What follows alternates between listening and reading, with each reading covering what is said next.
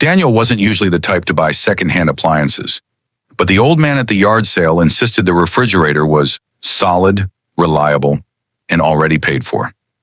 For $50, Daniel and a friend wrestled the heavy thing into his apartment kitchen. When he opened it for the first time, a wave of cold, stale air washed over him. Taped to the inside of the freezer door was a small yellowing scrap of paper. In faded ink, it read, "Don't open after August 9th. Daniel chuckled. "Creepy," he muttered, assuming it was some old joke. The date was tomorrow. That night he dreamed of muffled banging and voices crying out from behind a wall. When he woke, the apartment was quiet. Too quiet. Even the hum of the fridge seemed softer than before. The next day, August 9th, curiosity gnawed at him all morning. By evening, the note felt less like a warning and more like a dare. At 11:57 p.m., unable to resist, Daniel gripped the freezer handle. It resisted.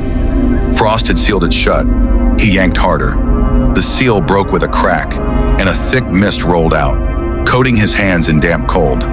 Inside wasn't food. It was shapes. Rows of small, frost-covered glass jars.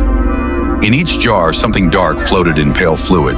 They looked like eyes, human eyes, all staring outward. Frost clung to the lashes. One jar on the top shelf sat without a lid, its contents missing.